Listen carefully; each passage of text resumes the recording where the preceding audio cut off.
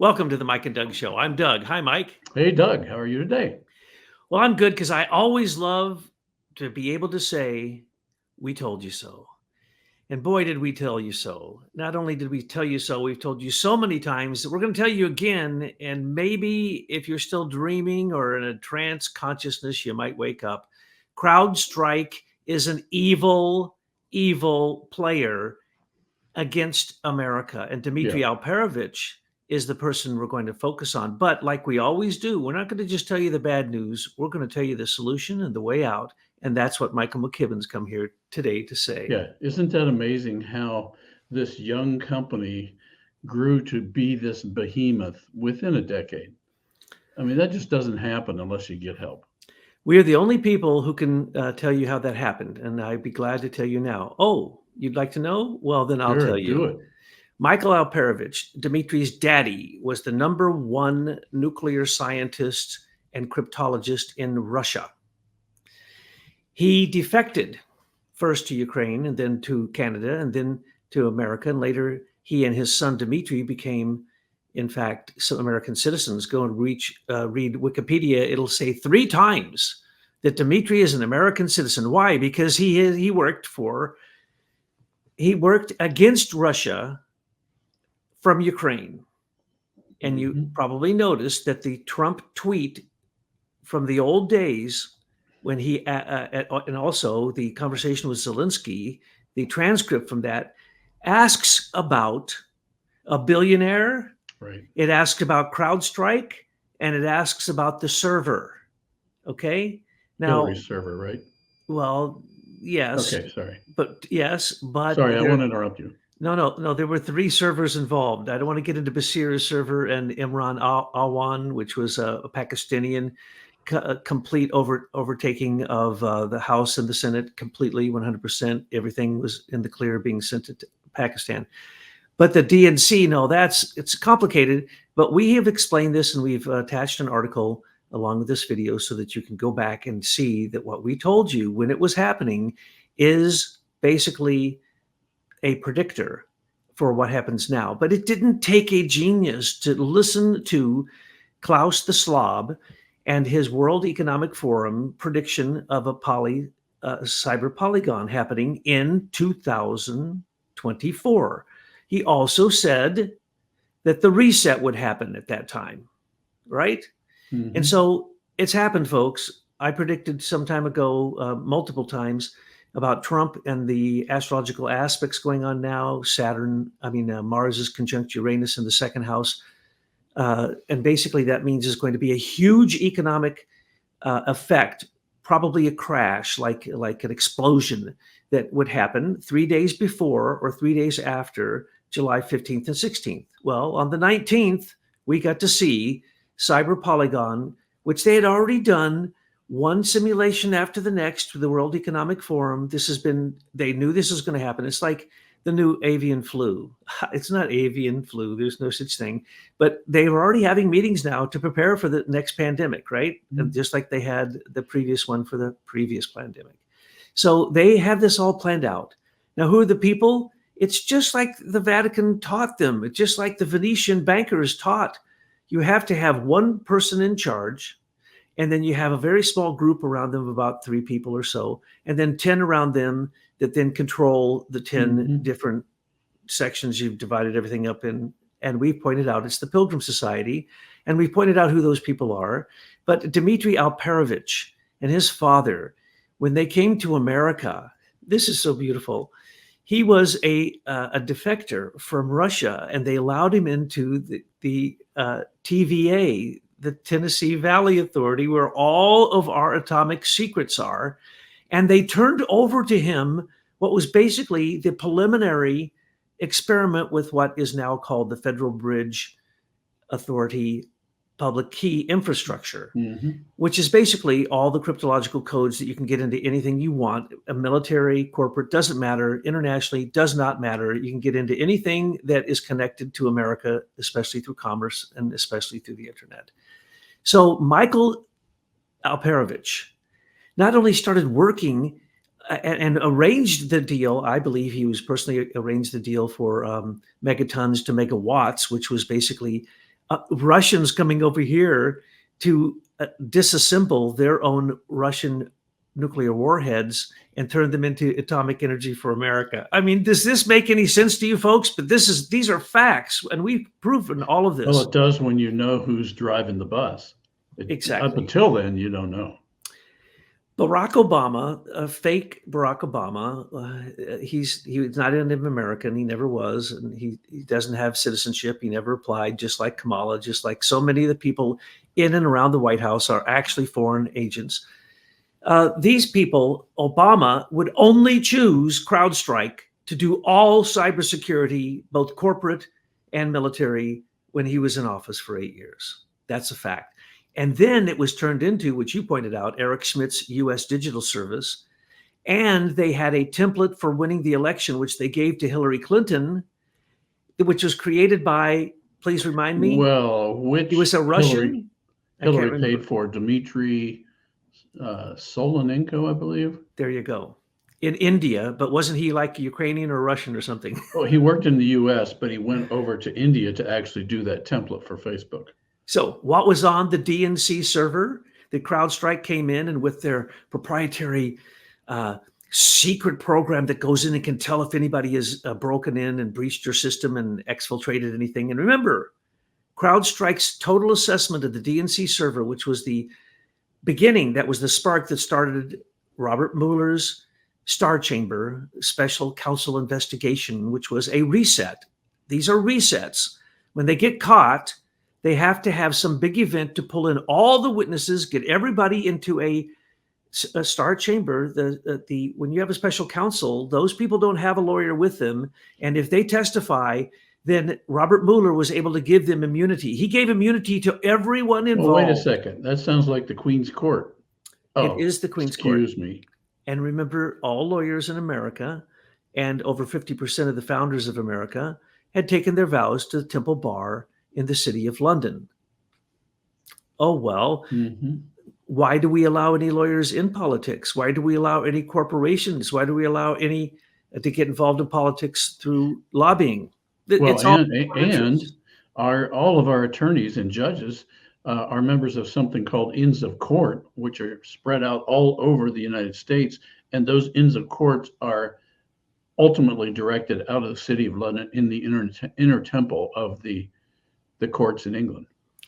And wasn't it Huber who was appointed to look into all these criminal charges against Andrew McCabe and James Comey? And what did he find? He found that they were all guilty, but so what? They did nothing. And he was the guy who went around telling judges how to make their determinations and their judgments based upon what he told them to do. It comes down to literally a handful of people who know what's going on.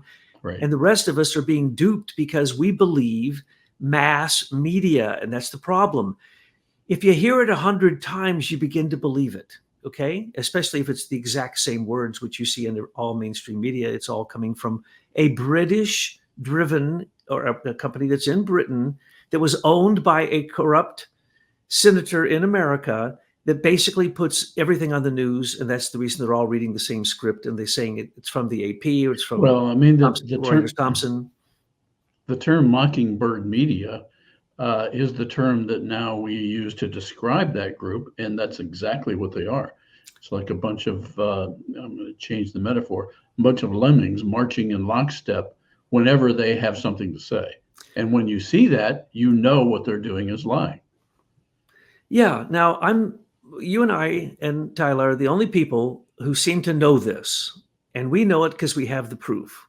And we put the proofs out there for you to read years and years ago, and nothing has changed. None of our predictions have changed. We predicted that CrowdStrike would continue to be the most manipulative cyber security company in America that has taken over America. And that's a fact, folks. Just look. And you'll see that now his new company, Dmitry Alperovich's new company, Silverado, is basically doing now the absolute inner controls that tells CrowdStrike and what's that other one? Cloudflare or Cloudflare. And there's Entrust. And there's a whole string of them all run by either Hillary Clinton or Robert Mueller or Michael Chertoff or Dmitry Alperovich. it's a small group of people that run the PKE infrastructure, which is public key encryption. It's the crypto codes, and we pointed this out before. Why would we let Michael Alperovich come into America, get into our nuclear program, and then write the crypto codes for everyone at that time in America, corporations and the federal government, the military, all of it. And then his son, I love this. This is the part I like the best. Dmitry Alperovich just couldn't keep himself straight. He took his dad's secrets and started to become the #1 hacker and breacher of security systems in the world. Why? Because he got the codes from his daddy. He has the public key infrastructure. When you have the keys, you can open anything. And what did he do? Remember when it was found out that the Chinese had penetrated every system from the Office of Business Management to the Pentagon to DARPA, to you name it, every corporation in America had been penetrated by the Chinese. Guess who that was? Dmitry Alperovich. Exactly. Period. The Chinese are a great whipping boy for a lot of these people when they want to divert attention away from the British who are running this. And then what happened? Well, Comey and his gang hired, even before Comey, they hired Dmitry Alperovich to work with John McAfee. Ring any bells? That was the largest cybersecurity system for a long time, in every single computer practically, that never gives up and keeps trying to sell you services you don't need. And it's one of the biggest scam routines going on the internet. So if you keep having your malware tell you that you need this and that, and then they send you a bill and you accidentally clicked on something, they're going to charge you $600 for an update. Yeah, all those malware companies all end up loading McAfee. It's amazing how often you have to rip it out because you got a link to a McAfee installation. Now, let's remember what McAfee was.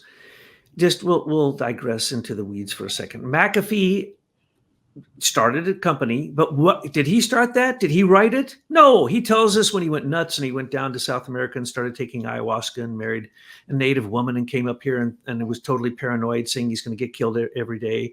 On and on and on. What did he say? He said, there is no such thing as a secure system anywhere on the face of the earth. Well, that's true. Until now with MySkiff. And that's not a system, it's a communication device, which we're going to give you the solution to all of this in a few minutes. But you have to hear this story, because if you don't know this, folks, you're being, you forgot your history and you're being duped into the same exact mistakes. But we predicted this would all happen because Klaus Schwab and the rest of the billionaires who all fight against each other, they're no cooperative group. They all fight against each other. They all want control. Now, Dmitry Alperovich then got caught by the FBI, and they charged him because he went off on his own and didn't just do the Chinese hacking. He started doing other corporate hacking and phishing and doing ransomware and all this kind of crazy stuff, right? Yeah. So they arrested him. They put him in jail. And then the FBI came and said, hey, look, you're pretty good at this. You want to work for us? So they hired him. Who was his best buddy? John McAfee. They created Total Information Awareness, which was basically channeling every digital communication in America into one stream. And this had already been done before, but this was an amplifying of that. And so Total Information Awareness is all driven by McAfee security systems and CrowdStrike and all these other ones, in Trust and the other ones we've mentioned, okay? So he starts working for TIA. Why? Because he's got the crypto codes his daddy wrote. Now, why would we allow all the crypto codes to be produced by a man who got them? Where did Michael Alperovich get them? He wasn't a cybersecurity expert. He was a nuclear expert. He stole them from Russia. I think what we need to do is back up and realize what the crypto codes are for. And if we think they're for security and privacy, we have been totally hoodwinked. Because in fact, what they've been since the advent of communications, which goes back millennia, 6, 7, 8, 9, 10 millennia, ever since human beings have been communicating with each other, one group wants to get a leg up on another group, and so they create something called encryption, which are called substitution ciphers, where if the letter is dog, D-O-G, you replace that with some replacement for D, the O, the G, and then you hand that out, and nobody knows what you mean. Say it's ABQ, so that means dog.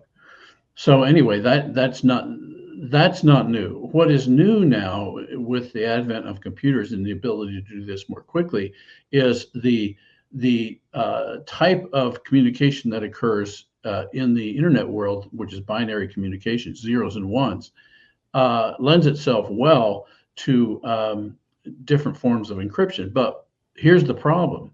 Ever since we had bankers who wanted to keep their secrets coming out of Babylon, and even before that, and to get a leg up on the citizenry and use their lawyers to maintain their advantage, we've had spies and bankers and politicians who have worked to control encryption. And so therefore, we have this very base sin built into all of our encryption methodologies that goes way back millennia. And so what we're now seeing is the latest fruit of the idea that we're supposed to be protected with encryption, but the fact is we're not. And so spies have been embedding backdoor keys into how this encryption works so that those in the know can always stay a leg up on everyone else, no matter what they're doing. Stock trades, buying and selling, communicating secrets, trade secrets, private conversations, healthcare information, you name it. There are prying eyes and ears that want to know that about you and have used encryption as a way to get at that at will. And that's what Alperovitch is a part of, as was McAfee, as was everyone involved in encryption. Absolutely.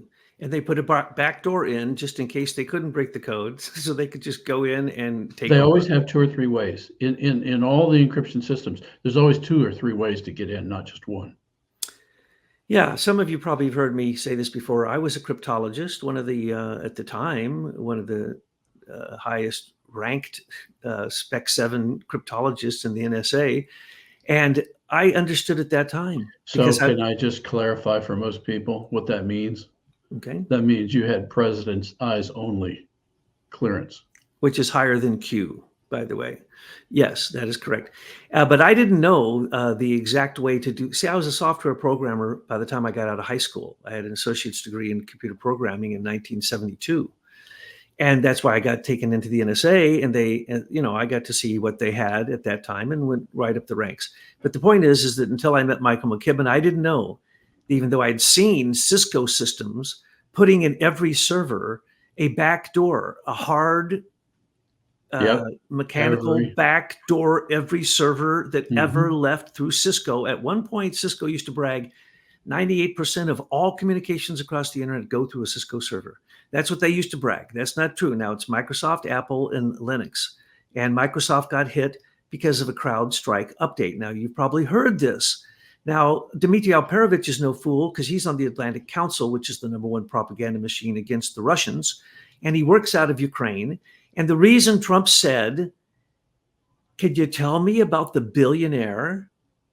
And that was Friedman, who he was talking about in Ukraine, who was backing Dmitry Alperovitch and CrowdStrike, because at that point, even before the DNC server, according to Trump, he thinks it went to Ukraine. What he was saying is that all the corruption, Cozy Bear and Fuzzy Bear, the 2 Russian GRU groups that supposedly breached the DNC server, that was all fake. That was complete nonsense. And only CrowdStrike, Obama's favorite and only cybersecurity company, was allowed to go in and look at the DNC. They did an analysis over the phone with their proprietary system called Falcon and found that, yes, the Russians had breached their system, but they had not exfiltrated anything, but they could if they wanted. They built in the systems to exfiltrate as they would please in the future, right? So if you read the 2-paragraph nonsense that Dmitry Alperovitch himself produced for the United States government as a report to the Robert Mueller Star Chamber special counsel. By the way, the Supreme Court said that is illegal. You can't appoint someone who's not part of the DOJ to be a special counsel. That was nothing more than a reset, sweep under the rug all the evidence that they can collect, just like Hunter Biden's recent trial. All of these things. Anytime you see, it's like the Warren Commission, or it's like the Cheney's investigation into 9/11. Please, it's nonsense. It's absolute insanity. But the point is, let's go back to Dmitry. So Dmitry, before CrowdStrike was asked to look at the DNC server, had been turned to work for the FBI, and he had complete access to total information awareness. In other words, he could tap into any system, anywhere, any place, because his dad knew the Russian codes and basically built them into the American codes, and he knew the difference, and also Chinese codes. So essentially, Dmitry had access to everything at that point. So what did he do? He helped start the war in Ukraine. No, not the war with Russia that we're talking about now, the first war. He gave out the codes to sites that had servers that acted as if they were the Ukrainian military artillery unit. And then he gave other access, to which the Russians thought they had spied and found this access, to the Russians. And then he gave conflicting information about global positioning information about where to bomb. And what happened? The Ukrainians ended up bombing their own people, killed tens of thousands of people in Donbass, in the two Donbass regions. This was a war crime. Unbelievable in history. Even the Russians got fooled. But that's the reasons the Russians didn't have any problem going into Donbass, because Dmitry Alperovitch, working through Yanukovych, later Poroshenko, later and now Zelensky, is using Ukraine, the well-known worst corrupt nation on the face of the earth, where everyone in DC gets a piece of the oil action and the action going on. Now you can see BlackRock is going to rebuild Ukraine, right? So what did he do? He committed a war crime. And then Obama, knowing this, invited him to be the only person to look at the DNC server when they said they were hacked. They weren't hacked. They had their number one guy who had seen both sides of Hillary Clinton's template for winning the election, which was on the DNC server. And that was on her server. And on her server. And by the way, they didn't tell Hillary to stop using her server after they saw that everyone had access to her server, because Huma Abedin, who now is the girlfriend of George Soros' son, Alexander Soros, she was using the password.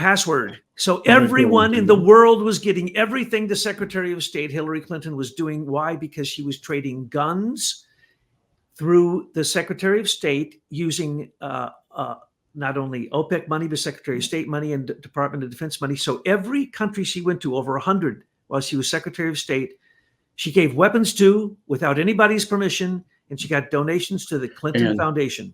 USAID money, which she used. That's the one I was thinking of, USD. I Right. couldn't think of USDI. So when Comey didn't investigate the Clinton Foundation, who literally keep all the money except 4.5% supposedly is used for the purposes of that foundation, not-for-profit foundation, tax-free foundation, is used for it. Well, she got donated so much money that I'm not even going to go into it. But Andrew McCabe took all 5 cases after Comey was fired, bundled them up, lied, got caught lying 5 times in hearings, and then dropped all cases after they sent an airplane to Little Rock, Arkansas, to gather up all the evidence of Hillary Clinton's crimes as a patent attorney, which would, also include Leader Technologies, theft of their patents, and what was the name of that lawyer firm she worked for? Anyway, one of the most corrupt ones in the world. And what happened is the FBI collected up an entire airplane full of evidence, and we never got to see a speck of it. Probably was taken the same place Obama's evidence is in. It all goes to the FBI. That's why they had to build a bigger headquarters, because they have all 4 of Hunter's laptops. They have Huma They don't Abed's need laptop. they don't need a big building to have 4 laptops. No, this is Just kidding. nothing. They have all the evidence. Rose Law Firm Right. in Little Rock. Okay. That's who she worked for. Now, that evidence is what the FBI always collects anytime they need evidence. Now, I'm going to tell you in a minute, I'm going to hit the nail on the head why Crowdstrike did this now. There's a very good reason they did this now. Okay. But I'll get there in a second. Dmitry Alperovitch then was hired by the FBI after the crimes in Ukraine, after the false reports at the DNC. They never gave up. Hillary never gave up the DNC server because it had the template for winning the election, which was illegally paid for with United States government tax funds. And it was obstructing justice in our patent suit against Facebook. Correct. Now, isn't that interesting? Sethridge was killed because of this. He said he was going to turn in the evidence from both sides, because there were two sides. There was the side for the template for winning, which is all corrupt and fraudulent. And then there's the economic side, which they went in and they hacked all the Republican convention's information, stole the every list they had, used it against Bernie Sanders, didn't give Bernie the money. And remember, at that time, what was her name? Ellis had to retire. She had to step down because the DNC is not a government agency. It is a private corporation. And the government said all these were crimes. But so what? It's a corporation. If the head of the corporation steps down, there's nothing that can be done. Sethridge was killed because of that. Okay. Now, that means that Dmitry Alperovitch is responsible for tens of thousands of deaths in Ukraine and Russia. He's responsible for the whole Russia nonsense and coming up with the concept that Russian hackers affected the election on the side of Trump and that Trump was getting money paid through a Russian bank called Alpha Bank. All of that is fake. Go back and read our articles on the 28 treasonous crimes of James Comey, and you'll see all these things spelled out. Franklin Forer and the Slate magazine, the whole thing. It's all spelled out there for you. Trump Towers and the Russian lady who came. Wait, can I stop you there? That's just on the side note there. That is what you're describing is exactly how effective these people are at using propaganda as government by journalism. Veselnitskaya and the Russians who came to meet with Trump at Trump Tower. Hillary Clinton personally allowed her to come into this country. She was on a no-fly list and a no enter this country list. And yet she came in and attended a congressional hearing under false auspices and fraudulent auspices. And so we can see that the connections are all there. Now, what does this mean? Now, first off, Dmitry Alperovitch then got, actually he got it before them, Sean Henry and two other flunkies who were in the FBI cybersecurity division that were created essentially to stop Dmitry Alperovitch's Chinese and Russian breaches and hacks. Mm-hmm. No, that was him. He was Fuzzy Bear. He was Cozy Bear. And Falcon has been proven to go in and implant the footprints of really bad, cheap, old Russian programs that he says are part of the GRU, that the GRU laughs and says, those things are 10 years old. I mean, why is he using this garbage to accuse us of these things? And then, of course, we came up with Putin's chef was running a disinformation campaign against Hillary Clinton. And then Trump was guilty of that. Well, Trump didn't know nothing about Russia. He would have loved to have got into Russia to have a hotel or whatever there. He had no association with them. But Hillary did. Hillary created Skolkovo. Did I say it right? Skolkovo. Skolkovo, which gave Raytheon built a facility there. All the major military industrial complex groups built facilities to build the weapons that Russia has that they're using against us right now. Okay. You mentioned Raytheon before we go off in another direction. We've just been reading Raytheon weapons for the weapon patents for the last day or so. And did you know that Usha Vance's father is a big-time Raytheon engineer and has over 21 Raytheon patents in the area of jet propulsion and basically building faster, better, cheaper weapons of war. He's from Raytheon. And her cousin, Vivaswamy, who claims fraudulently. Ramaswamy. You're talking about Vivek Ramaswamy? Vivek Ramaswamy, sorry. Okay. I usually call him derogatory names, so I can get his real name straight. Because he has come out and said he invented everything. Everything you invented, he says he invented. And he's a liar. But how can he get away with that? Because he works with Dmitry. And Dmitry is now on every cybersecurity committee, every U.S. federal government agency, every international agency. He's on the Atlantic Council as their cybersecurity person. I mean, he is the guy still to this day. He's one of the biggest criminals on the face of the earth. Now, are you talking about Vivek Ramaswamy? Yeah. He's all that? He said he was. Okay, I just want to know about being a crook and everything. He's totally a crook. Okay, I just want to make sure you weren't confusing him with that other guy that says he invented email. That's another liar. Shiva, the shyster. That's another liar. Okay, I'm sorry to interrupt. That's a good point. I want you two to go as long as you need to. 2 hours. I'm loving this. Don't tell me that. Oh, I'm telling you, this is good. No, we Don't need to tell me get to that. CrowdStrike currently, but anyway, Yeah, we'll get you're there. laying the groundwork. Without this, you cannot possibly understand what just happened. Okay. Right. And by the way, I predicted all this would happen. I predicted it on Substacks recently because I looked, my dear wife said, look at the astrological charts for Trump. And I said, oh my gosh, he's got Sun, he's got Mars, Uranus on his midheaven, squaring his natal, Mars on his ascendant. He will be assassinated, but they will miss because the Mars isn't an exact degree. And it is, and by the way, I don't know whether it's real or not. I can't tell you that, but I can tell you that the whole world, because it was on his midheaven, transiting aspect on his midheaven, the whole world would see it. So I predicted this. The whole world will see this assassination attempt. I predicted it weeks and weeks or months before. And I predicted the exact date, the 15th or 16th, because it goes into the 16th. I also predicted that 3 days before that and 3 days after that is going to be hell for the world. Because, and look what happened 3 days afterwards. And what did I point out? That Mars, Uranus, in the chart for just the whole world, is in the second house of money. So I said there will be an attack, like an explosion, that will create such economic havoc that we may never even ever recover from it. This is the beginning salvo. This is the beginning. Is that what you call it, a salvo in a war? So it's the shot across the bow to let us know the reset is coming. And the reason for CrowdStrike doing this is they had to put the last things in place so that when the reset happens, they can go in, and the rich billionaires who are all part of this, and trillionaires, will have it all set up so that all things will be channeled in the direction they should be channeled. And at that point, Eric Schmidt, who predicted the dragonfly in the future when it reached America, and he lied. He said it wasn't here. It was here.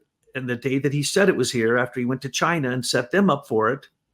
So if you think China's our enemy or Russia's our enemy, no, they're using the same exact stuff that we're using, okay? And they just put a different name on it. And so then Eric Schmidt basically said, in the end, your dark profile will limit you to what you'll be even able to query on the internet, and you will be charged for it. Because remember, the internet is fake. Timothy Lee Berners. Sir Timothy Berners-Lee. Berners-Lee, okay, from CERN, on his spare time, on his weekends, invented the World Wide Web and just gave it to the world for nothing. Yeah. You believe that, right? I mean, everyone should believe that because they were told that. Well, there was a time I said, why not? But now I know that's not true. That's like believing CERN actually has a third collider, the Hadron Large Collider. No, it doesn't exist. We've proven that. So what is going on there? That's the head of the CIA. That's what I call rogue, what you would call the City of London Pilgrim Society intelligence group. That's right. Who this is. There's no mistaking what's going on here, because once you have this much evidence stacked up, you can, but no one's pointing at Dmitry. Dmitry left CrowdStrike some time ago. He got his money and got out. Now, Sean Henry, who came from the FBI cybersecurity division, In the last few months, and they're talking about, oh, he drew out 4,000 shares just recently, right before the IT crash. No, he drew out 85,000 shares at over $300 a share. I can't do math that big, but that's what he got out of the company, and that's just some of his shares. And he did that before. So when CrowdStrike would be blamed for doing this, Silverado will now take over. Silverado, this is a Yeah. British thing, okay? They'll always have backups. When they So- use one spent vehicle, it's like stages of a rocket. Then they throw off that stage, and that's another shell company that they throw away.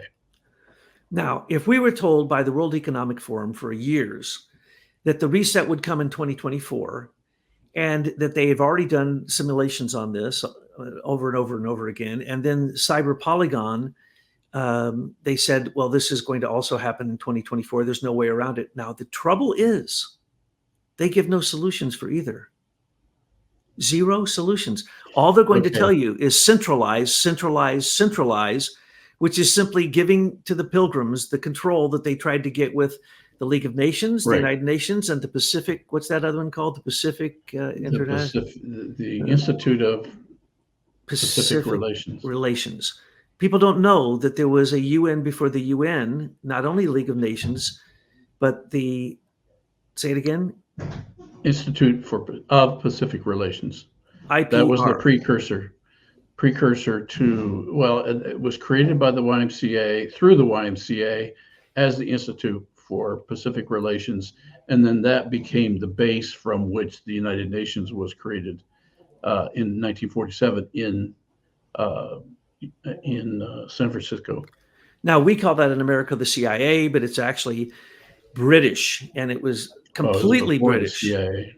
Yes, and well, FBI, anything that has to do with intelligence, it's all British infiltrated from the beginning. Right. And also, look at Obama's parents.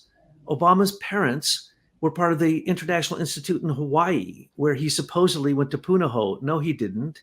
He wasn't born in Hawaii, and he didn't go there when he was a child. That's complete nonsense. I worked at that school. No, didn't happen. Both his parents, his mother and Duncan, whatever her name was a CIA agent.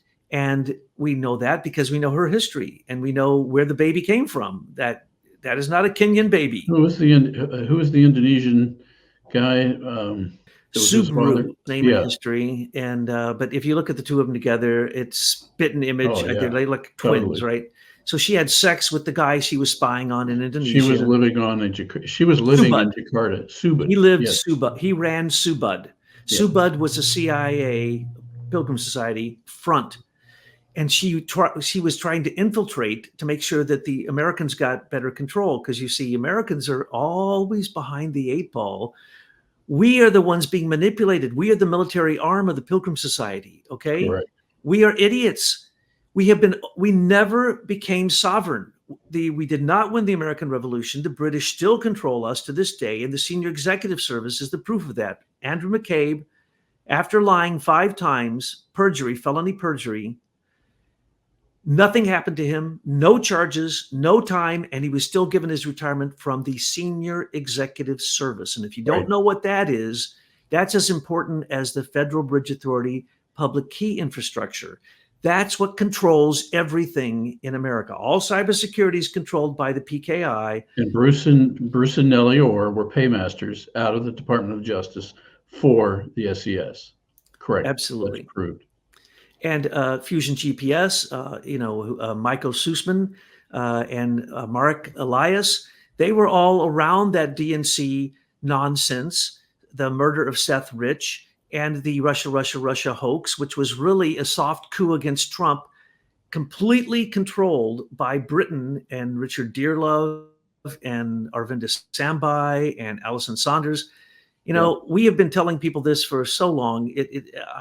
I can't. It's like a bad old memory when I bring this up, that no one wanted to listen. But today, I noticed that after we did our report, about a year, some people in mainstream media caught on a little tiny bit, but not anything like we're telling you, to tell you who Dmitry Alperovitch is. He's the worst Russian spy in history. Okay, he blamed it on Chinese, and then he blamed it on the Russians. And now Basically, what is it going to be blamed on? I love this. There's nothing you can do when there's an IT problem. Well, can we roll forward to this latest attack? This Microsoft crowd. You have to put CrowdStrike dash Microsoft, because this wasn't just CrowdStrike. Without Microsoft's cooperation, this could not have happened. And at another level, besides the history here, is the fact that anyone in network security hears this story that somebody put in a bogus update into the latest updates that were distributed all through the world. And every network engineer will tell you that that is pure poppycock, because that's not the way distributions of major software like that occur. And to cut a long story short, in any kind of software business, when you're updating software and you're wanting to introduce a new release, you test it first. You don't just put it out into the public. And so everyone creates something called sandboxes, which are servers where you can test your changes to make sure that there are no unknown glitches or hidden glitches or inadvertent glitches or things you introduced in a new feature that breaks something from the past. You have to test all of that before you ever introduce it into the market. So this news story that has flooded the planet, that it was a simple mistake by some software engineer, it's a lie. So the question is, who's lying? Because even without knowing the details, anybody in software business knows that's a lie, because that's just not the way it happens, especially for a product like this that's been around for 10 years. Has that ever happened with them before? No, they probably have a testing procedure that for some reason this time was not followed. And somebody at Microsoft and somebody at CrowdStrike made the decision to let it happen. And so the question is, what was the agenda? Now we get back to the people you're talking about in trying to determine what would happen. But another thing to know is that when people introduce these kind of vulnerabilities in systems all over the world, we're talking, I don't know, the last number I saw was 30,000 systems around the world.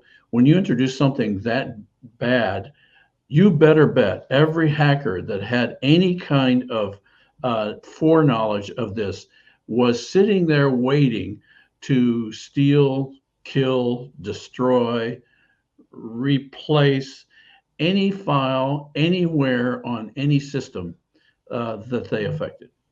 And of course, they're going to go, oh, sorry, IT. I'm sorry. IT problem. Yeah, no, these are demons we're talking about here. These are really demonic individuals who let this happen and therefore violated the privacy and the property of billions of people all over the planet.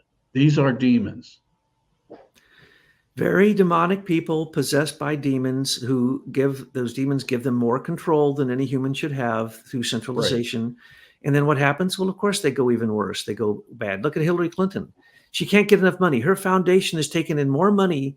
As a matter of fact, they have continuing agreements with Frank Giustra and Carlos Slim to basically get hundreds of millions of dollars for the rest of their life through their foundation. Okay? So why are they hard up for money? Because they keep grabbing. It's called gluttony for greed.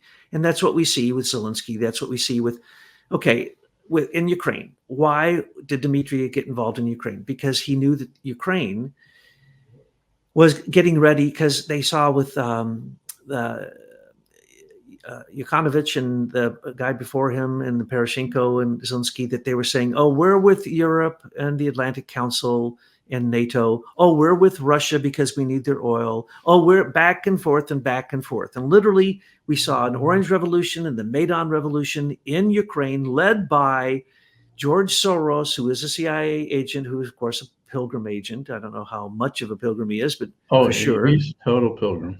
And he was the one that led that crash of the British pound back in the early 90s. And so the British were setting him up way back then. And the fall of the Soviet Union. He was right there with Leo what's his name? Wonka, not Wanta. So anyway, the point is that this has been going on for a long time. So 2 color revolutions in Ukraine to make sure that we had the people in there that were the most corrupt that we're going to allow. John Kerry's son, Christopher Hines, Hunter Biden on 3 different committees that controlled all the oil and where it flowed to in Ukraine, which means the oil coming through 4 pipelines across Ukraine, which were actually being controlled by Russia, but were coming out of other Soviet satellite countries. But anyway, Putin controls that. So they were basically messing with Putin. And so Putin put 2 pipelines in Belarus, and then he put in Nord Stream 1 and 2. They blew up Nord Stream 1 and 2. British commandos blew up the Belarus most southern pipeline, and also the power to 2 of the pipelines in Ukraine. And then the president of Ukraine repeatedly, because they were on the side of NATO, and which is basically the corrupt DC politicians who were all getting a piece of the pie of Ukraine, Right. they wouldn't let them drill for oil in 2 of the largest oil fields in the world in Ukraine. And then they were taking their oil from Russia and running up a $4.5 billion debt in oil. And then what was Ukraine doing? Turning the pipeline off more and more and more and more. In other words, prompting Russia to go to war. And then, of course, we know that the Nord Stream 1 and 2 were blown up by the British. They tried to blame it on other people. Let's be real clear about it. It was the first Nord Stream was a private deal between Putin and the daughter of Hitler. What's her name? Who's the head of Germany? Angela Merkel. Angela Merkel, the daughter of Hitler, as far as I'm concerned. She knew it was blown up because she was cheating all the European Union nations by bringing the oil in, jacking up the price, and then selling it to them through Nord Stream 1, okay? So this kind of corruption used to be just oil. Now, oh, no. It's the flow of information, because the flow of information controls bank information. It controls the Bank of International Settlement. It controls the International Monetary Fund. Remember that Ukraine has defaulted on $27 billion in International Monetary Fund loans from the World Bank, defaulted on $4.5 billion to Russia, has taken in, my calculations, they will say $200 billion from America just with the recent war. No. It's way more than that. They've been given untold billions. I mean, wasn't it now we know this. We know the strategy. The strategy is to let the central bank have this debt and eventually take over that country. And all they have to do is change the digits on the debt. Right. Because when it comes down to it, the Bank for International Settlement controls all derivative betting. And if they don't clear a single bet, all banks in the world could collapse. And that's not an exaggeration, because you have to pay off your derivative debt before you pay off the stockholders who are in the American Stock Exchange or any stock exchange anywhere in the world. Okay, derivatives come first. So who controls the Bank for International Settlement clearing? A computer. Who controls the clearing at the DTCC, the Depositors Trust? Reuters, Rothschilds. Yes, that's who we have found out now controls it. It used to be International Continental Exchange, but now it went to British control. For a minute, it was in Michael, what's his name, in Britain, who controlled Michael Farmer. Enron, Michael Farmer. Right. He controlled it for a minute. Candace Owens' father-in-law. Yeah, and now it's shifted up to somebody in Sweden, I think. It's like they move this stuff around so you can't know what? hit the target. I made a mistake. It's Baron Michael Farmer. Oh, come on! You need to remember these titles. I know. And remember that anybody in America who has a title should be considered a traitor. And that means if you're an esquire and a lawyer, you are a traitor. Okay, because the Constitution says you cannot have any titles that especially come from a monarchy. So anyway, the point is that these people in the SES, the people who are the crown agents, the people who control, and you already mentioned the people who control all the crypto codes for the Federal Bridge Authority, public key infrastructure, Hillary Clinton, Robert Mueller, what's that other guy's name? Michael Chertoff, and Dmitry Alperovich with the Crowdstrike. And Bravo, what's his name? Orlando Bravo. And Intrust. And then it went to It went to, what was it? That was the Cloud Hillary. Flame, was it? Cloudflare. Cloudflare, yeah. That's Mueller. So, folks, you don't have an America. So if you think you're fighting for something or you're voting for something, have been fooled. There are no elections in America, haven't been since a major pilgrim named Lord Mark Malloch Brown started Optech, which controls almost all election voting machines in America and in 17 other countries. He determines who wins, period. It's as simple as that. And who's his group? He's on a committee that you'll never hear the names of the people on the committee, because that's the way that the Venetians did it, the Babylonians did it, the Venetians did it, the City of London did it, Cecil Rhodes did it, and all of his successors, all the way down through the Royal Institute for International Affairs, the Round Table, Milner's Kindergarten, and the Council on Foreign Relations. They all do the same thing. Correct. They all answer to a small group of 3 at the top and 1 at the ultimate top. And it isn't the Knights of Malta that are controlled by the Venetians anymore, because there's Knights of Malta in Britain. So the Pope is no longer in charge. That's the reason he's so desperate to try to create havoc, Marxist chaos all over the world. He never stops. He's one of the worst people in the world. He's responsible for the deaths of millions, telling them to invade other countries and that the other countries must bow down and kiss their feet and wash their feet and give them more benefits than U.S. citizens, and especially soldiers who have fought and been harmed, killed, and basically maimed for life. They don't get as many benefits as the invaders to our country. And when you look at who's bringing them into Mexico, then you're looking at the same people. These are the same pilgrims. Correct. So why did they choose 2024? And why did they choose 2024 for not only the reset, but also for the cyber polygon? And that's what we can answer, because I do not know a rich person that doesn't use astrologers to help them predict the ability for them to keep the money that they have. All of these things I know, because I was an advisor to Nancy Reagan, who basically controlled the White House after Ronald Reagan got shot. He had Alzheimer's, which came out at her funeral. Her children said this, and I knew it because I was involved in it. Every one of these leaders is going upon astrological information. Matter of fact, the markets are determined by these things. Let me ask you something, Douglas. Can I talk about MySkiff for a minute before we get off the subject of encryption? Is that okay with you? Oh, please, you have the solution. Okay, so we've been talking a lot about encryption. We've now discovered and can prove that nothing that is encrypted today that's supposedly trusted or safe or secure is in fact safe, trusted, or secure. They're all insecure. And that mechanism is being used to collect, like a garbage scow, all information on every individual in the world and stick that data in a dark profile, which is essentially a database that can be mined in various ways by various people. Some of them innocent, some of them very malicious, but it's all the same data. And it's being used to manipulate public opinion. That is the main effort that they use that for. How they're going to manipulate the public to believe lies and therefore make decisions based on those lies. And so what we did is we met with a group of mathematicians who have developed an approach to encryption called polymorphic encryption.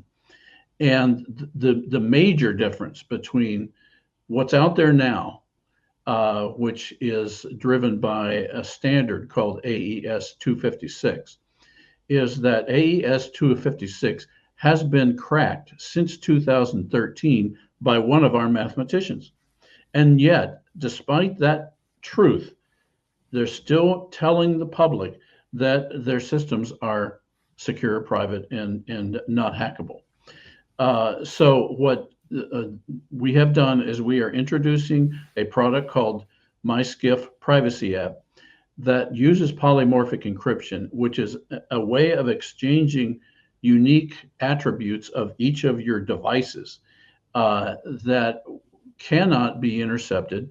And even if they are intercepted, there's not enough information in the interception to do anything. These are one-time keys. They grab unique fingerprints off of your two devices, and then whatever files you exchange through the encryption that occurs by our app absolutely cannot be hacked. And in fact, mathematically, it will take 3 lifetimes of the universe currently to hack one of your files that you send in that way. Now, 3 lifetimes of the universe, I think, is a long time out, and I'm not sure any information that's exchanged now will be much value in 3 lifetimes of the universe, which is well over 10 billion years. So that's the difference. And the other thing is, after the exchange occurs, the master key disappears, the encrypted file disappears, and therefore each side has the original file. But while it was in motion, and that's really the key here, while that file's in motion, no matter where it is in the internet, even if some hacker is sitting right and watching the bits go by, they can't do anything with that information. And therefore, this is the first truly secure encryption system that's been available to the public ever. And that's available now at myskiff.com, MYSQIF.com. And you can go there now. It runs on only Windows right now, Windows 10 or 11. And you can go on, load it, and then get another person you want to send a file to load it also as a reader. And then you can send these encrypted files and know for sure. And that's the interesting thing we've learned by the early people that are using the system, is they say it gives them a great peace of mind to realize when they're exchanging with another person, it's not like them sending it through Gmail or Hotmail or AOL or Yahoo Mail, when you know that, or you should know, that all of your messages are being read and being data mined. And all of that's been stored in your dark profile, as well as the dark profiles of anyone that's named in your communications. That's how bad things are right now. It's a complete violation of the US Constitution. But with MySkiff, you can send a file and send small messages and know they cannot be cracked. It's a great peace of mind tool, if nothing else. Now, for the network engineers who are dealing with the Crowdstrike, Microsoft Crowdstrike debacle, use MySkiff in that case to give yourself a way to communicate with your colleagues while you're working to fix the problem. And that's a unique time because most hackers use those kinds of disruptions to further snoop on a network and then embed code that can be used for future exploits. But if those network engineers are using MySkiff across the world, they cannot, their plans will not be hacked. The internet was a DARPA project. It was called DARPANet, and it was a dark web to control the criminality of these groups we're talking about, so they'd have secret communications. And then they said, someone went nuts and said, let's fake this and say Timothy Lee Berners invented the World Wide Web for all human beings so that they can all get on it. Sir Timothy Berners-Lee. There, that's him. I can't remember. Fake inventors. Fake inventors don't log in my brain. Okay. No, the shelf is confused. This guy's done nothing. Remember when he came out and he said he was going to create a total secure internet? Remember that? Yes, I do. Mm-hmm. Now, I got to tell you, this is going to disappoint a lot of people I know now who are using Proton Mail. Sir Timothy Berners-Lee runs the foundation for Proton Mail. So there you go. Do you need to know more? Get off of Proton Mail. So CIA MI6 op. Now the problem with DARPA, the defense, what is it? Advanced Research Programs Agencies or something. You know, administration. They put out requests for the most evil weapons, cyber weapons that you can imagine. If you sat around with science fiction writers and said, what could we do to control people? Well, first we need to beam into their brains their thoughts so that we can, then first off, we need to biologically make sure they can't think anymore. And then we beam so many EMFs through them that they can't think. And then we want to manipulate them. And then we want to put thoughts into their brains. Let me interrupt you. Professor James P. Chandler, my patent attorney, was one of the advisors to DARPA. And he said, I made of course, I didn't know that when I was using him as my patent attorney, but we were talking one day about good and evil and morality and immorality. And I was saying that a lot of the inventions coming out of the Defense Department are evil. I said that to him. His comment back was, well, Mike, there's another way to look at that, in that if it can be invented by a human being, it should be. No matter whether it's moral or immoral, the issues of morality and immorality to him would be pushed off into future generations. And their duty was to, if it can be invented, it should be invented. The Office of Net Assessment is where most of this originated, and that is an office that determines when they create a weapon just how many people they can effectively kill. Right. That's no and exaggeration. Chandler was working exactly with Marshall, the guy who ran that. Who was called the Yoda of the CIA's cyber program. Right. But it was much more than that. I mean, these people sit around thinking up weapons, and then they give them to all parties, internationally, transnational groups. These are not kept in America, so they use American tax dollars to build weapons, just like in Sklokovo. They literally gave the weapons to Russia. They gave the weapons to China.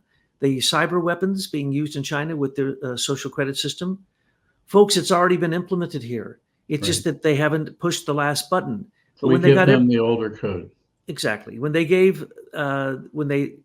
internet access to just common people, they thought it was just going to be funny because then they could spy on them. But then they found out that everyone wanted to do their commerce on that. And then they said, well, this is what we've always wanted, to centralize all power. That's when I got into the business. And you created social networking, which then people thought, thank heavens, I can now talk to a lot of people at one time. I can get information. I can do what the mainstream media isn't doing, which is their job, which is to show us the truth so that the oligarchs, the corporatocracy, the Pope, the secular and religious groups cannot have control over the people. It levels out the communication landscape. And that's what they let it out of the box. And this idiot named McKibben, who didn't know better at the time, was just a young entrepreneur, said, well, I can do this collaboration thing better than IBM and Microsoft are doing it. And of course, I had just come off of rebuilding AT&T's email system. So the idea of a large scale system didn't bother me. And in fact, we put together a team of people that invented social networking, but with a difference.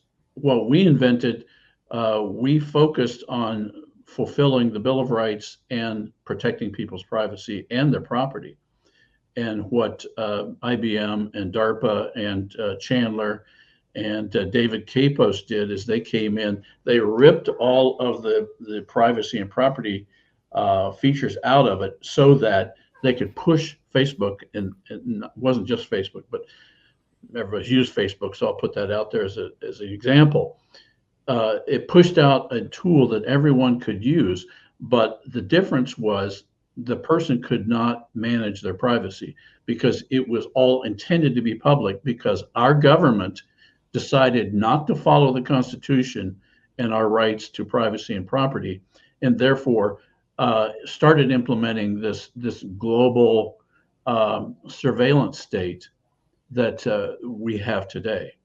It's totally evil in the way they're implementing it, but even so, there's enough of the original invention in there to do what you're saying is others are able to use it for good as well. So I take heart in that while we look at trying to get paid for our work. So who used the dark web more than anybody?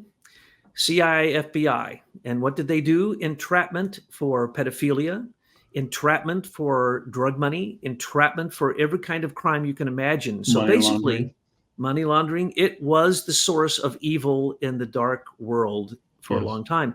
And then when social networking was created by you, because they couldn't figure out the problem, how to make it go global and have the scalability, once that was figured out, then they said, oh, now we have to do data mining so that we can find out who everybody is, so we know who our enemies are, so we can target them. And then those who aren't, we can find out how effective our propaganda and our subliminal silent programming is through TVs, through radio. You know, that's interesting. Computers. I was just having a conversation with an engineer who was prominent back in the days when we were inventing social networking. And she was a very prominent international network engineer and network designer. And she said in about 2001, 2002, everything changed. Everything they had been working on up till then was scrapped. And she had to go in and help these people design the next system. Well, now we've compared notes, we know what they were designing. They were taking our platform with its data storage model, and they were moving it all into a unified approach. Before, there was plurality in the data networking area. After that, they went for uniformity, a monolithic way of storing data that we have today. And of course, that enabled the spies to then get into everybody's knickers.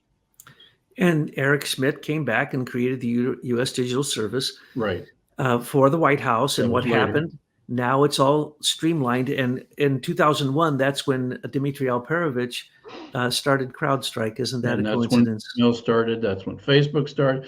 I mean, it was more like 2004. But all of these programs started then because the DARPA people, the Chandler people, the Highlands Forum people were driving the bus on this side of the Atlantic, the MI6 Pilgrim Society on that side of the Atlantic, and they were having regular visits. I now know from public records that Chandler was meeting with Sir Geoffrey Patty, who was the holder of the Queen's Golden Share at the time, in most of the major industries, including Serco and Kinetic that came along in 2001. Glenn Youngkin was the founder of. It just so grates me to see Youngkin up on the stage at the RNC. He is such a traitor to the United States. We used to have these fortresses for the NSA that all information coming into the country, even the AP or Reuters or anything, had to go through these fortresses, and they came to NSA, and we actually determined what news would be allowed to go out to the mainstream media. So I was literally there. I was literally striking things that I was told or I believed would compromise national security. Well, at the time, then when Total Information Awareness was created, basically what was the NSA became a corporatocracy. It became what was then called Cisco. And right. Then after Cisco, it became all these other systems. But for sure, by the time that it went from the NSA to Cisco, it added, I'm going to say something fancy now because Michael taught me this. They added the ecliptic curve, elliptic curve. Elliptic. I always pronounce that wrong. See, I still can't get elliptic it right. Curve random. It's called the dual ECD RBG, deterministic random bit generator, basically the backdoor. Right. So, but they put these backdoors into the servers. But now they're in every single computer. So Microsoft, Apple, all of them put it into your computer. Everything you do. It was comprehensive, all hardware, software, and firmware. And the drive for that was the Carnegie Endowment, John Podesta, and Professor James Chandler, who became my patent attorney eventually. So they drove the backdoor key as the internet was developing. And then by 2003, 2004, we had introduced what they wanted as an architecture for the entire planet. And that's when this engineer I was just talking to yesterday was saying she just couldn't understand what was going on because everybody was shifting to another model, but they weren't telling them what it was. Well, it was a way to, I've talked in other videos before about how to store data but without caring where it is. And that was the system that they went to. It was a unified approach so that they could string together all the computers in the world into one source. And the Clintons were in on this from the beginning, and they could see where it was going. That's the reason she got into getting the public key infrastructures, the crypto codes. I mean, anyone in the digital world early on knew, and I would say this, I'd say this is all going to fail miserably because human beings are not advanced enough to not have the impulse, if they are the creators and the software creators, to build a backdoor in so they can go in and cheat and fraud themselves so that they could take advantage of the system they just created. And hello, McAfee is a perfect example of that.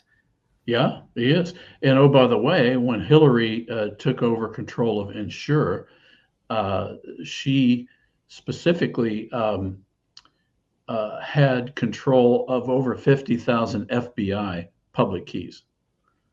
So with the public keys, you also there's a little fine print in the Federal Bridge Authority that says, "Oh, we might store your private keys as well for your convenience." Now, there's two people that the Pilgrims hate. One of them at first was Donald Trump. Because why? Yes. He's unpredictable. He's a megalomaniacal, narcissistic, hugest ego in the world, only second to actually Hillary Clinton. And Hillary Clinton constantly goes against her Pilgrim handlers because she wants to grab it all for herself. She wants to be the Queen of America.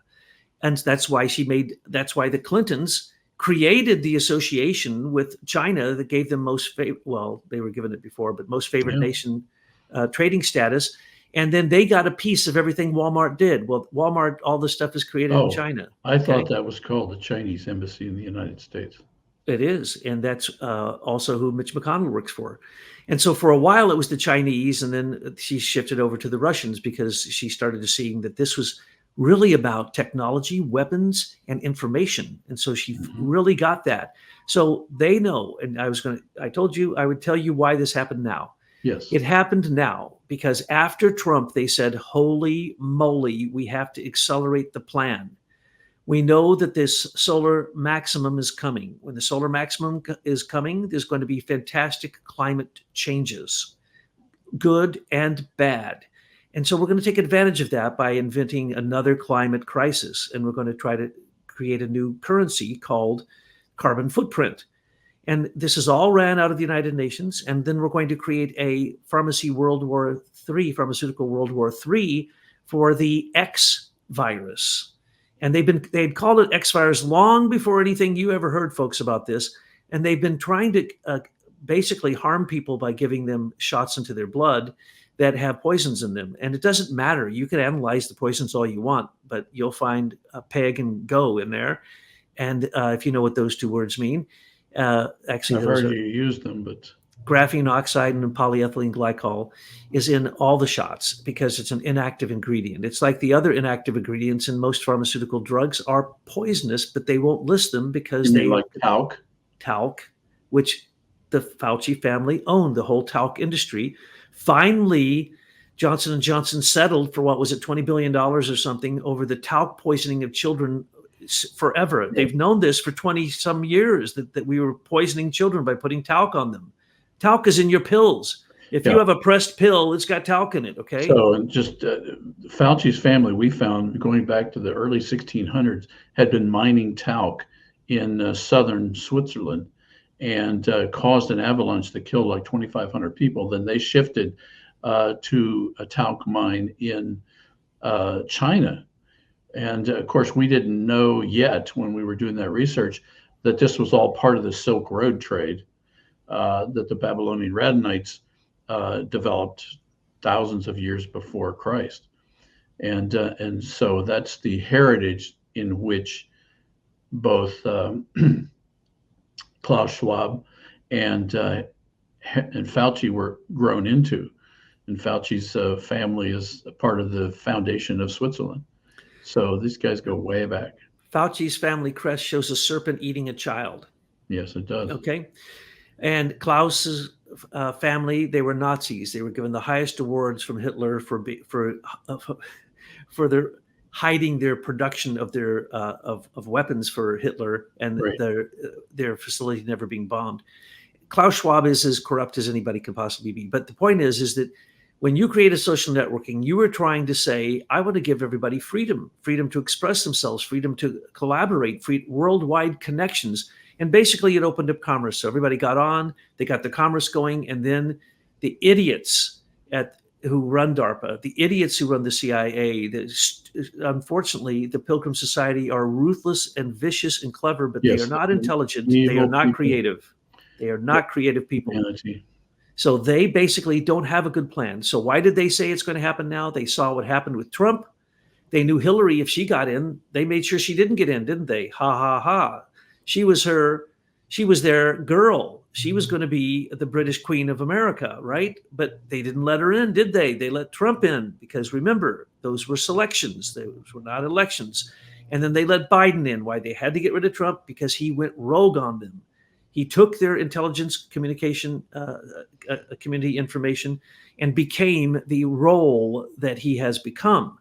Now, why did they choose 2024? Because they know that Trump would receive the popular vote if it was a true vote, and they know that they're getting caught manipulating these votes, and that's the reason there was a pandemic so that they could have mail-in votes and all kinds of illegalities in every state that have never happened before. Some of those loopholes have been closed now. Most of them have not been closed. So don't think you're going to have a free election. So why did this happen? Because they have to take all the criminality that we just described with Dmitry Alperovich, Michael Alperovich, the public key infrastructure, the corruption in Ukraine, the DNC server, using basically digital warfare against Americans after the National Defense Authorization Act by Obama transformed the Patriot Act into the, what was it, U.S. Freedom Act. Prison Planet. Prison Planet, and says that they are allowed to propagandize Americans as war actors. Yeah. Every American is a war actor until otherwise proven. So there we see why lawyers are a part of this banker mafia and are just doing nothing but doing their bidding as foot soldiers. And so we know this because why? The assassination attempt on Trump. Don't get me started on that. Let's just say the assassination attempt on Trump had to all be swept under the rug, didn't it? So what did they just fired the head of the Secret Service, who was a DEI hire? Oh, by the way, Microsoft fired all their DEI hires that were responsible for this mistake, and they fired them before it happened. Isn't that interesting? And now the Secret Service is going to fire all their DEI hires and the people they brought from desk jobs from the DHI over to be Secret Service, which is sheer insanity. And then what did Biden say? He said that he was informed supposedly within 1 minute of it happening, though I don't think anyone was informed of anything in a minute. And then the first thing he said is, this is a national emergency. This is my job. I am demanding that we put into place what the Congress and Senate and I just signed, the law that says the presidential administration can squelch free speech on the social media. So I am squelching all communications about the assassination on Trump until further notice. And he literally said this: I am canceling all of my election events, and we are basically putting a lockdown on this. In other words, what was it saying? He's an idiot. He's a senile old man trying to play the role of Joe Biden. Well, you know, he's not making that up. I mean, it's other people, his controllers are doing it. And because he always blows it and tells you what he wasn't supposed to tell you, he told us what he wasn't supposed to tell us. The cyber polygons here, the resets here, the crash is come. It's already come, folks. They're already estimating. They can't estimate how many billions this is costing per day, this new CrowdStrike Microsoft IT problem, which is not an IT problem. This is an attack. It is. And why did they have the simulations from the World Health, the WEF beforehand? So the billionaires could get off of Microsoft using CrowdStrike before it happened. Right. Because as you pointed out, right now, every system that hasn't been restored, and they say it could take weeks, if not months, and we have no idea what the cost of this is going to be until about 2 months from now, and it'll probably be in the hundreds of billions of dollars. Okay, I predicted it'd be economic, and I kept saying, no, Trump assassination, that's in his personal chart. Even the guy that they say shot him had Mars conjunct Uranus in his chart. Okay, so we have four Mars-Uranus aspects. Two on Trump, one on that day that was economic, and one for the shooter. Okay, they set this person up, and it doesn't matter. But the point is, they've swept it all under the rug. They literally said no communications about this assassination are allowed. Now, Joe said that, and that proved that he just says what he's told, as you just pointed out, and that he's insane. Okay, and now what do we see? He's gone. Okay, well, that's We suspect that, of course, the COVID took him out, of course, but we know that everyone in DC was exempt from getting COVID shots. Everyone at the Center for Disease Control and Prevention, exempt. Everyone at the National Institute for Health, exempt. Isn't that a coincidence? So what is really going on? That's all theater. That's all fake.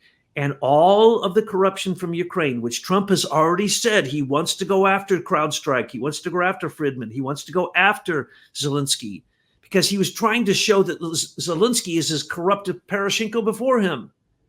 And the whole war was all fake. British commandos started that war, and Dmitry Alperovitch started the war in Donbass with the bombing misinformation to the artilleries on both sides that then caused, literally at this point, they won't tell you this, 200,000 people in Donbass have been killed by their own Ukrainian forces. This is the worst corruption we've ever seen in any modern nation. And so all that, the Russia, now why did the Supreme Court come out and say Jack Smith was illegally appointed? Because so was Robert Mueller. So they can now sweep that underneath. That then exonerates Comey, who was one of the star witnesses. So therefore, he was fired, but he became a star witness for Robert Mueller that then gave him immunity. That's the reason nothing ever happened. Andrew McCabe testified. No, these lawyers testified. All of them testified. Know how to finagle the laws to protect themselves and their friends. That's what we see going on here. That's why I just have no respect for the legal system. None. But what you attempted to do from the beginning, Michael, you have now done. And I just want to salute this. And I want to say that we told you this was going to happen. We told you about Eric Schmidt and Dragonfly and the credits. Matter of fact, look, as Tyler keeps pointing out, do a Google search. What happens? You're told what you're supposed to believe, and then you're given a set of questions that you might be actually asking, and then they give you the canned answers they want you to have. You have no more freedom in social media. America's the last tiny bit of it, but the same exact controls that squelch freedom of speech in Europe, in China, in Russia, in all these other places is already in place here in America. So just get ready, folks. What we told you is it's not going to happen. Yeah. It is happening. It's starting. We're starting to see a pattern that you can tell immediately whether something's true or a lie. And we've mentioned this before, but in the Mockingbird press, in this group of people that are practicing government by journalism in Britain and America, one of the first ways you can tell if something's a lie is if all of the Mockingbird media, that's a long list, and we won't go over it here, says the same thing with exquisite detail, even personal attributes to the stories, and they do it all like immediately after something's occurred, then you know it's a lie. They're going to make it sound good. They're going to make it sound believable. But the fact is, if they're all doing it together, it's not believable. Just count on it. We've already had the trial run, and Trump was at the command, warp speed. He allowed viruses to include viral vectors, and then he allowed a national emergency to be declared, and then a health emergency, and then the World Health Organization, a pandemic emergency. Okay. What was that? No one has estimated yet that I know of how many trillions of dollars were lost during that time. Well, they set Trump up, and though he wants peace, well, they don't want peace because they make money off of war. And then he pointed at the corruption in Ukraine. Well, they can't have that because George Soros is on one of the largest oil companies there. Hunter Biden was getting so many untold amounts of money, not only from Russia, from China, but also from Ukraine, as well as Pelosi's nephew, as well as Cofer Black, Mitt Romney's guy. All the corrupt people are going to get all that evidence swept away right now. So Silverado and Dmitry Alperovitch, I'm going to predict this, and it will probably come out in a year or two, that they are the ones who gave the orders to do all of this because they had to set up the avenues to pull down and to delete the information that could condemn them. That's what this is all about, because they're scared of Trump because he's a wild card, just like Hillary. They can't control him. And so are they planning another pandemic? Yes, they are. Avian flu, we've already been told, it's 10 to 100 times worse. So what are we talking, $100 trillion? Because some estimate 3 to 5 trillion was lost that they know of overtly, and that doesn't count the lost businesses that never came back to life. So we are talking about an economic attack. It's happened, folks. And we now know the Bank for International Settlement has agreed to be the clearinghouse for BRICS. I had warned people years ago, America dollar cannot fall until they get someone to do the clearing for the big oil deals, okay? Bank for International Settlement doesn't have any money. How can they clear these things? They can't make up any difference. They can't make up any losses. They're a bunch of idiots, and they are literally the criminals who took the money from Germany and Japan after the war and started the BIS. I mean, it should be just BS, because they are the worst economic demons on the face of the earth. And now I am looking at, and I have to say, it's been a long time coming. My wife has been telling me this is going to happen. And I'm saying, not until a couple things happen, folks. They've happened. And the only way you're going to be able to even communicate important documents, important information, or just to protect yourself because you said one foul thing against these evil demonic people that then you are arrested for, like they're already doing all throughout Europe, all throughout Russia and China. They arrest people for one single word that they say on their social media. One word. So that's what's happening. The reset is now. The cyber polygon, it's now, and it's going to get worse, by the way. This is just the beginning. And the economic collapse is here, and they want to blame it on Trump because he is so preoccupied with himself. And now we know that the money that is behind Truth Social actually came directly from the British monarchy. We now know that though he might not have been on their side before, he certainly is now. And so get ready. These aren't predictions. These are realities already happening in our time at this moment. And the only thing I know that can save you in these digital realms, which, by the way, when I was in the NSA and I got out, I swore I would never get involved in these things. I'd never write another program. I'd never write software. I'd never invent anything. I invented a lot of stuff for the NSA. I promised I'd never, ever do that again. And I only use this system now to get the word out so that your spirit can rise above these demonic times. You alone are the solution. Your homeopathic consciousness is the solution. And we know that because look at Michael McKibben sitting right there in front of you. Out of him, his mind, and his collaboration with some of the greatest mathematicians of our time, some of the greatest IT people of our time, gave us what we needed, but it was turned to the dark side. And so MySkiff at this point is about the only answer that I know if you wish to continue any type of collaborative world communication, or even your life, sending in your medical records to another person or anything like that. So get ready, folks. The banks, okay, they had to get the banks. This was the last thing. Why the banks, as we know, most of the large banks in America are all bankrupt, okay? The proof of that is the overnight repos are now into, I don't know, $20 trillion or something like this. It's like the derivative market. It's into multiple quadrillions. So these things have gone completely out of control. That's why the stock market hasn't gone up and down like it should. It just keeps going up because the people are selling out, just like Sean Henry did, just like Dmitry Alperovich did when they sold their tens of thousands of shares in Crowdstrike, because Crowdstrike is now going to be history.